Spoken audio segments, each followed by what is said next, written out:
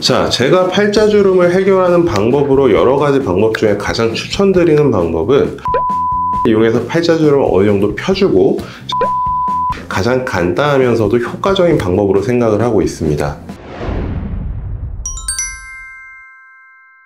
안녕하세요. 저는 성형외과 전문의 한바름 원장입니다. 자, 영상을 시청하시기 전에 구독과 좋아요 한 번씩 부탁드리고요. 자, 오늘은 이제 모든 중년 여성들의 고민인 팔자주름을 어떤 식으로 해결할 수 있는지에 대해서 알아보도록 하겠습니다. 자, 이제 팔자주름을 해결하는 방법은 굉장히 다양합니다.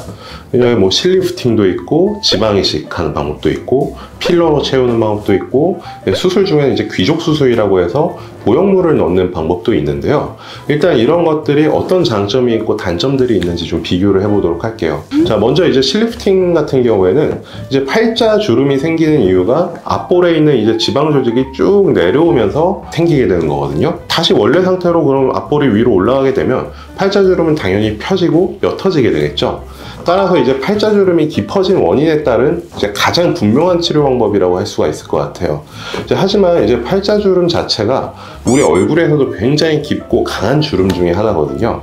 처진 앞볼의 무게감 자체를 생각을 하게 되면 실리프팅 같은 간단한 시술뿐만이 아니라 우리가 안면거상이라고 불리는 수술을 하더라도 팔자주름을 없어질 때까지 펴기는 매우 어려운 일이라고 할 수가 있습니다. 지방이식과 필러는 이제 앞볼이 내려오면서 생기는 이 깊은 패인 공간, 이 부분을 채워주고 메꿔줌으로써 이제 팔자주름을 옅어 보이게 만드는 방법인데요.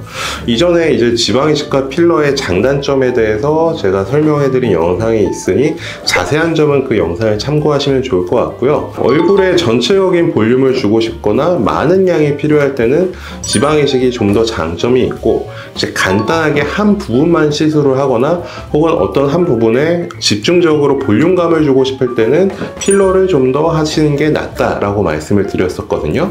그래서 개인적으로 팔자만 시술하는 경우에는 필러를 좀 더 선호하는 편이라고 보시면 될 것 같습니다. 지방이식과 필러의 단점을 좀 말씀을 드리자면, 팔자주름이 깊어질수록 좀 더 메꿔야 되는 양도 많아지게 되고, 그렇게 많은 양을 메꾸다 보면 팔자주름은 조금 펴진 것 같은데 얼굴 전체로 봤을 때는 아랫볼만 더 불룩해진 듯한 모양을 만들 수도 있기 때문에 이런 필러나 지방이식을 할 때도 좀 주의해야 될 면이 있다는 점에 대해서 말씀을 좀 드리고요. 귀족 수술이라는 건 뭐냐면, 팔자 부분 바닥의 뼈에 직접적으로 팔자 부분이 올라오도록 실리콘으로 만들어진 보형물을 넣어주는 수술이라고 보시면 될 것 같습니다. 지방이식이나 필러에 비해서 흡수가 되지 않기 때문에 거의 평생 유지된다고 보시면 되거든요. 그렇기 때문에 오래 간다는 가장 큰 장점이 있지만 이물질을 넣는 것에 대한 거부감이 있는 경우에는 사실 수술을 좀 더 꺼려질 수 있겠죠. 자, 제가 팔자주름을 해결하는 방법으로 여러 가지 방법 중에 가장 추천드리는 방법은 환자분의 상태에 따라서 좀 다를 수 있지만 요즘은 가장 자연스러운 방법으로 실리프팅을 이용해서 팔자주름을 어느 정도 펴주고 이제 그 부분에 소량의 필러를 주사하는 게 가장 간단하면서도 효과적인 방법으로 생각을 하고 있습니다. 팔자가 깊은 상태에서 필러를 넣게 되면 골이 깊으니까 넣어야 될 필러 양도 많아지기 때문에 그만큼 이제 이 하부의 볼륨이 커지게 되면 부자연스러운 부분들이 강해질 수가 있고요. 리프팅을 통해서 팔자주름을 없앨 수까지는 없지만 당겨서 최대한 원래 위치까지 펴줄 수는 있거든요. 그렇게 되면 이제 팔자의 골 자체도 옅어지기 때문에 지방이식이나 필러로 채울 양도 굉장히 작아지게 되겠죠. 앞에서 이야기했던 이제 많은 양이 들어가는 부작용도 막을 수 있고, 앞볼이 원래대로 살짝 위로 올라가기 때문에 모양도 훨씬 더 어려 보이고 자연스러워 보일 수 있거든요. 지방이식이나 귀족 수술에 비해서 시술 시간이나 붓기도 훨씬 덜한 편이에요. 통증도 거의 없고요.